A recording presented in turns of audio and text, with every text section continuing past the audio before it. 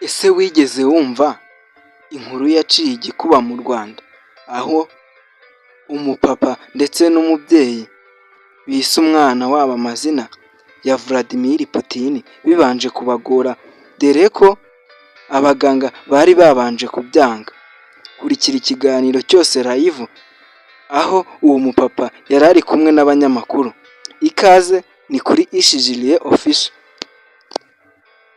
azanamwo ibibazo, ahubwo burya niyo abyara umuhungu yari kumwita Maria Kasarova, noneho hagahira rimwe ibyo ngibyo ibyo bamukangisha. Uwitwa Maria Kasarova akaba ari umuvugizi wa Minisiteri y'Ububanyi n'Amahanga. Vladimir Putin iyo avuka ari umukobwa nari kumwita Maria Zakharova, umuvugizi wa Minisitiri w'Ububanyi n'Amahanga w'Uburusiya. Nko mu masaha 3 nibwo nagiye kumva numva ngo umubyeyi ngo yabyaye, ariko akijya kubita ku icyo kigo nderabuzima nene namubwiye nti umwana n'umubyara ari umuhungu, umwite Munyembabazi Telesifore, umwite Munyembabazi Vladimir Putin. Navuka ari umukobwa umwite Maria Zakharova, ni kuko nge nitwa Munyembabazi Telesifore, ni ukuvana umwita Munyembabazi Vladimir Putin. Munyembabazi raba ari iryanjye, Vladimir Putin ari rya perezida w'Uburusiya, yuko ndamukunda cyane kandi nawe uzi ko mukurikirana cyane mu bantu ntega amatwi kandi mfataho nk'icyitegererezo nk'umuntu w'intwari ko ari we wa mbere. Muganga ati reka da, ati ibyo uvuga ntago bishoboka, ati si uwo mubyeyi imbere yo guhitamo ayo mazina azi Putin wari we, azi Putin cyari cyo, azi Putin ko ari umuntu uteza intambara mu bindi bihugu, azi ko Putin afatwa nk'icihebe. Ati uwo mwana mugiye kwita ayo mazina azabatirizwa hehe?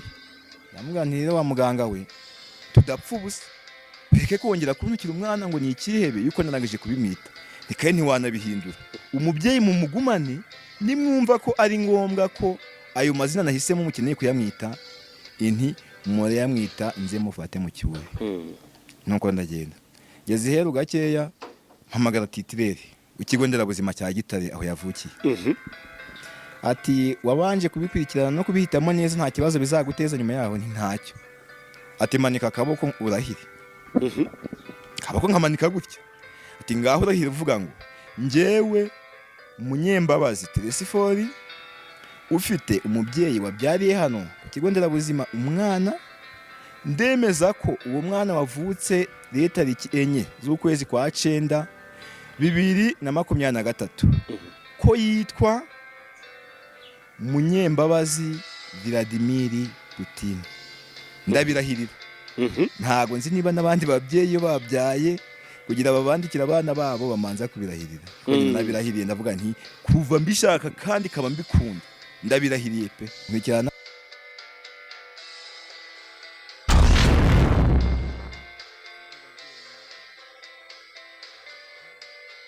babyeyi mwabyaye namwe se mugiye kwita abana amazina mubanza kubirahirira. ariko ujye wumva abantu dufite batubwira ko bize. Harya uwo muganga uri mu bitaro, ubwo niveau d'étude yawe uriho yo gukondana abantu ni umuntu uri sous informé, kubera yuko koko ibyo uwo muganga yamubwiye hari abantu babifata gutyo. Urumva bati Putin ni umuamvahiseur, ni umuntu ushoza intambara. Bamubwiye ikihebe, ni umuntu w'ikihebe. Tugeze ntabwo wabonye Zelensky ari kuvuga ngo so this fucking terrorist, bamwita ikihebe. Ariko uriya muganga nawe okay, buri umwe reka tuvuge ko byanze bikunze Noxida yari ihuye nabo kwa Putin.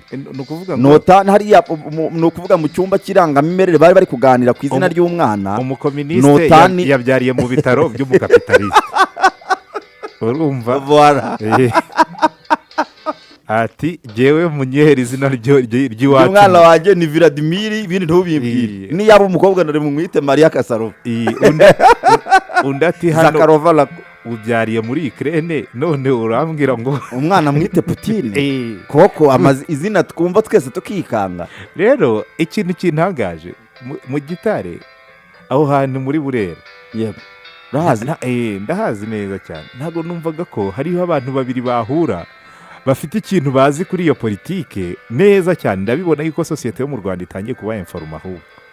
abantu bafite confrontation nk'iyo ngiyo, hakaza noneho na titirere uza akavuga ati ok, urumva ko titirere we yari abarusha imyumvire abo bantu abemfirimiyeri basanzwe, haravuga ati ariko ntabwo twabyivangamo, gusa ariko twemerere ko uri konsiya, ubizi neza ko ayo mazina ushaka guha umwana wawe nta ngaruka bizamugiraho, ni uburenganzira bwawe, si byo? Kandi koko iyo urebye rimwe na rimwe ntabwo ari itegeko ko bahatira umubyeyi kwita umwana izina, ariko hari nk'izina bashobora guha umwana bimwe bavuga by'amagenurano, ariko ugasanga wenda rishobora kuzamubangamira mu hazaza uramutse ukoze fowasingi cyangwa se fowakasitingi, ibintu bishobora kuzaba, ukaba wabwira umubyeyi inama ati ese